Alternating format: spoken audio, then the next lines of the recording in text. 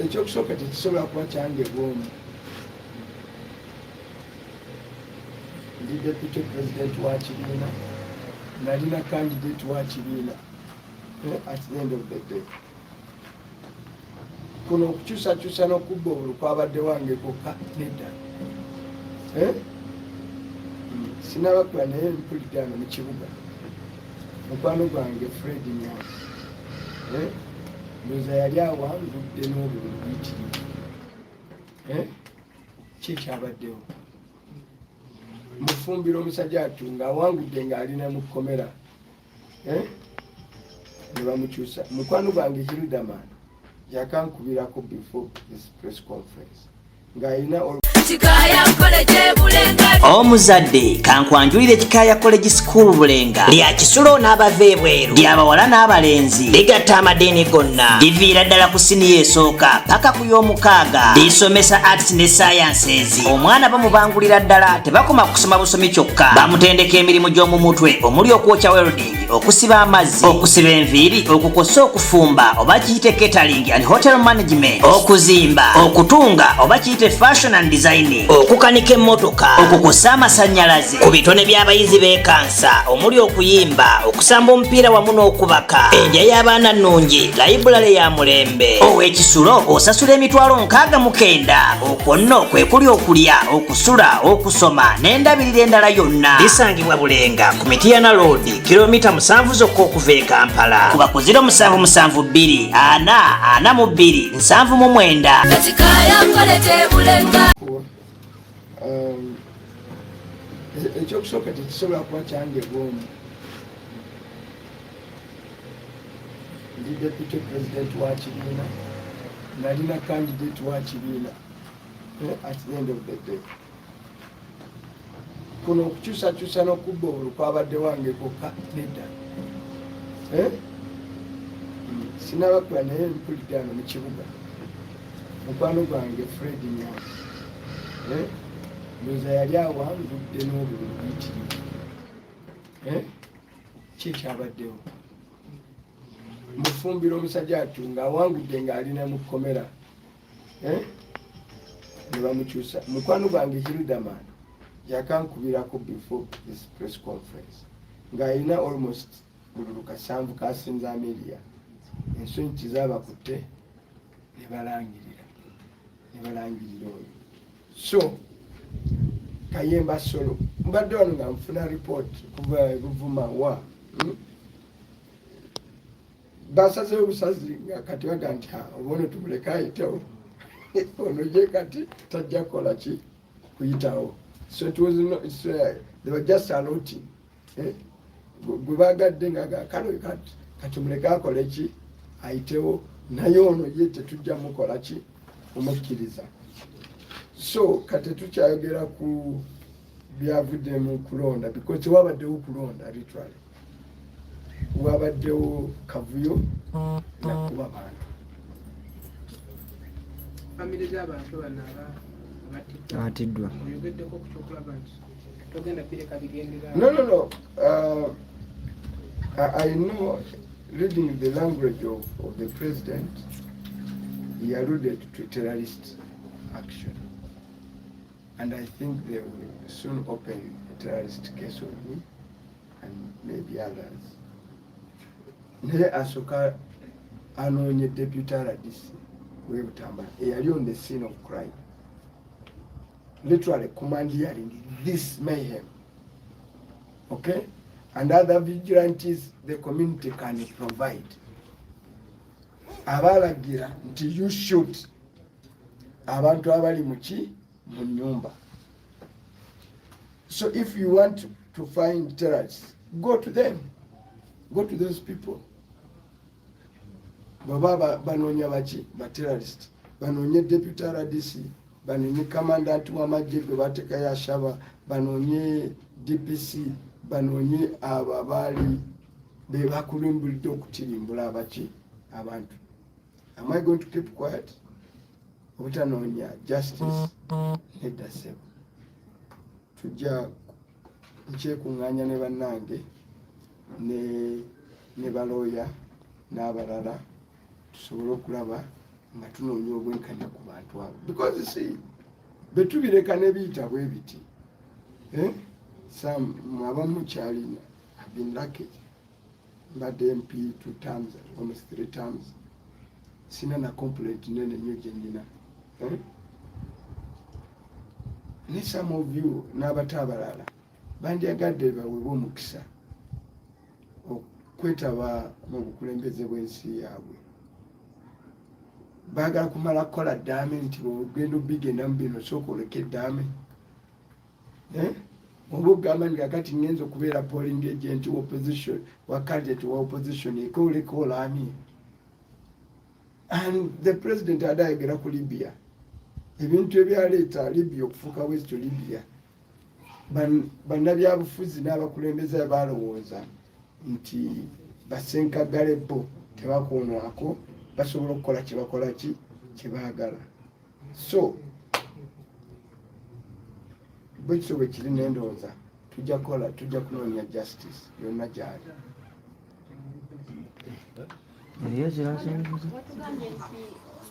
tusakugira ku kyalo linnya y'ekyalo poliisi gyeri ebitambala poliisi wetwabadde ku kyalo kyange Bugoyi tekuliko wadde kiyosiki ya poliisi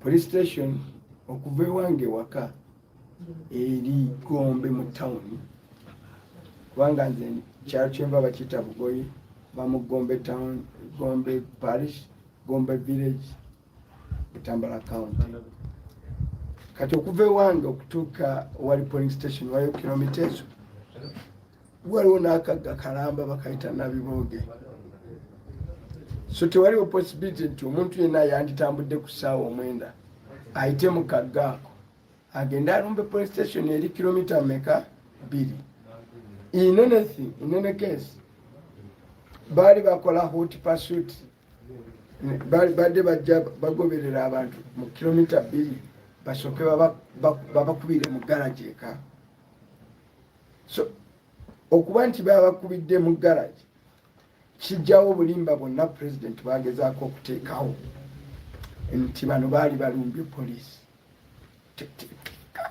bulimbwa nekikulu atudde n'abasajja abakulu balina kola bamaseeka archbishop omusajja omukristaayo ate agenda kukwata bayibuli alayire ali mu kulimba so sorry kugamba president nti olimba naye musajja gwolimba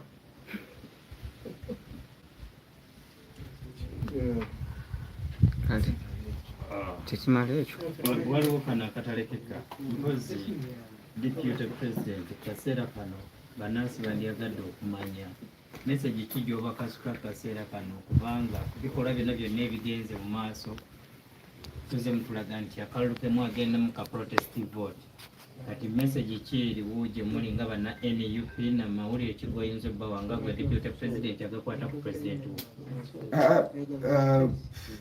president kyayitamu buli omu kyayitamu bamusibira ewaka mwiraba onyi abasezi baserera mu kizikiza ne internet nayo kozi bagizizaako anti balaba omunyago guwedde kati bagizizaako nayo bagijjako Uganda yaffe ffenna at the end of the day president yasalawo okulembera olutabaalo lw'abantu abanyigirizibwa baagala enkyukakyuka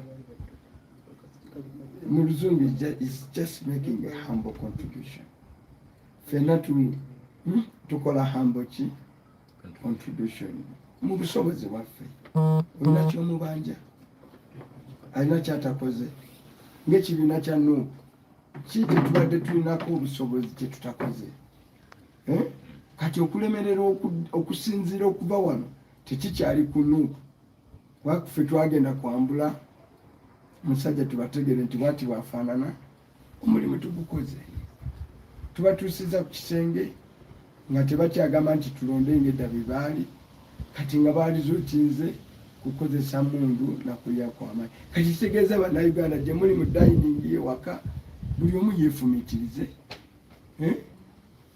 tufunewo empewo ezinatufuuwa ffenna tusalewo ekyokukola nga bannansi.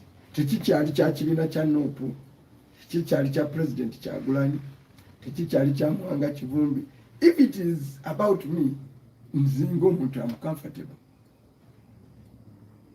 Okay, whether TMP oba siri, I will sleep in a decent house. Abaana bandi bajja kusobola okugenda muki mu ssomero ndi oba sikola ki oba siri. But it's about bannayuganda bonna, especially abaagala obulamu obulungi n'abakooye embeera ki embi. Bobi Wine sleeps 5 minutes from, by the way, is my neighbor. Is within a walkable distance to Sulawani. Mbirawo mbadde ku totaawo bukaawo wansi osibira ku gate ya president wange manji waayo. I always walk there and have a cup of tea. You take it there. I in a decent house and a decent life. So is Joel, so is everybody. So, si byakuba nti tunoonyayo ebiri personal.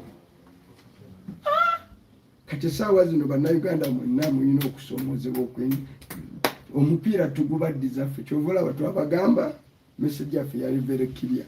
Tukanoonye, twakanoonyeza wamu nammwe, tukalonde, batukubidde wamu naffe Mbooko ku polling station, tukakuume. Okukuuma kwabadde bwe kutyo, netugamba tukabanje awo kabanja awo tuli kabanja. Ate nkugambye nti twetandikira wano banje, tetugambangako nti Nuupu ejja kabanja. Twagamba ebigambo byaffe bitegeere nga buligo. Twagamba tukakole ki, tukabanje ffenna, tukabanje kiki ffenna. So kati tekikyali nakya Nuupu yokka. Kati bannayuganda bonna abaagala ekyo yeene essaawa okugamba nti kakati betwogera tubitegeeza. Oba manyi buli muzungu Franz Fanon yatugamba every generation has its own historical mission. It either fulfills it or betrays it, and goes down in the annals of history as betrayers. All of you, namwe journalists, nange fena, we are all equally challenged. This situation challenges every single person. I've had an occasion, people I don't expect to call me, have been calling me. Nga bawulidde amawulire. Agaguddewo. By the way, my phone has received very many calls from people I don't expect. Soko tuli kituufu ddala. The course I did is you and me. As a party, we'll sit down to Saliwo Echokola. Sooner or later. President Wanaba, enough now space in Atibankute. Wanaba Mulemede as a deputy president. Remember, deputy presidents have a Tabaliwo. Lina Zedriga, Mchala Jole. I've not heard from Lambeshe. But abalala bonna baba wa nadde nyalo report secretary general bamuno. So it's a sweep, but we'll cross the bridge when we get there. Okay, honorable, woba otunuulidde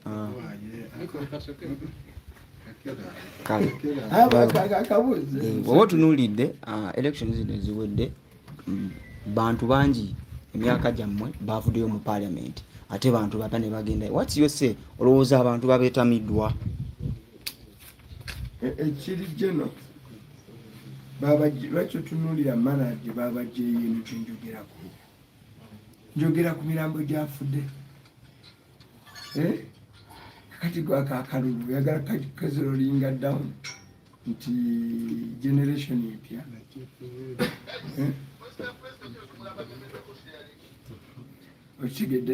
So let's speak about ebikulu. Bantu 10 baba batidde mu maka gange. Ombuuza lwaki akalulu bakalangidde nga towangudde. Really, does it add up?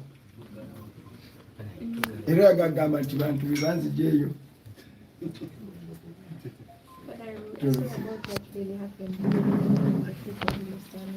New Subs Fashions tukutuusaako ebiteeteeyi kw'ossa abaya, engatto, ensawo z'abakyala, jackets, jeans n'ebirala. Tusangibwa ku Wilson Street ku kizimbe ekya Sunset Arcade ground floor shop number 2. okututuukako va ku Pioneer Mall otambule nga dda ku Arua Park, yisa ekizimbe ekya Wilson 1 oyite ku Health Link Pharmacy. Kati awo weekoma yambuka amadaala gakuyingize ku Sunset Arcade. Awo ng'otutuuseeko. Engoye zaffe tuzijja China, Egypt, Vietnam n'amawanga amalala. Omukyala omwambazi omulungi ayambala naffe. Yino Kikaya College School essomero eryegulidde erinnya mu kusomesa abaana ate ne bayita ssomero lya ddene boarding mix y'abawala n'abalenzi senior 1 paka senior 6 balina library science ko ne computer labs byonna bijjudde balina arts ne science subjects co-curricular activities ko ne section y'ebyemikono omuli okusiba enviiri okukanika n'ebirala ebigwa mu kkowe eryo omwana n'ava ku ssomero lino ng'ali self contained kyewuunyisa ensimbi zaabwe zeze zijja mu nsawo ya buli muzadde basange Kikaya Bulenga Mityana Road okumanya ebisingawo noti 757 mukaganya emwemu 57. Be Easy Hotel and Bar tusangibwa Nsago ku lw'Ennakawuka. Ku lw'empeereza ennungi tukola essaawa 24. Tulina ebifo ebisulwamu nga biyonjo, ebiddaabirizibwa buli kadde, ebyemizannyo ng'okulaga omupiira, okuzannya pool n'ebirala. Ebbaala ejjudde obulungi, emmere ekutuukako mangu, paakingi nnungi ate nga security eri gguluggulo. Okubuukinga n'okumanya ebisingawo kuba ku 070 79 12 04 oba 058 98 77 34. You are not easy when you are not at Be Easy Hotel and Bar. Come and experience the ultimate in comfort, entertainment and security with Be Easy Hotel and Bar, Nsago, Nakauka Road. Plan B Records ye studio yokka ekuwa ekiri ku mulembe. Oyagala ku recordinga luyimba ku Plan B Records tulikodinga nyimba ez'ekika kyonna nga raga, reggae, kadongo kamu, afrobeat, band music n'ebika bya music byonna eby'enjawulo. Era tukozesa ba producer abalina obukugu. Kati gwalina essomero, kwaya, naawe omuyimbise kinoomu. Jangu tukolere oluyimba oluli ku mutindo ku miwendo egy'okuteesa. Plan B Records.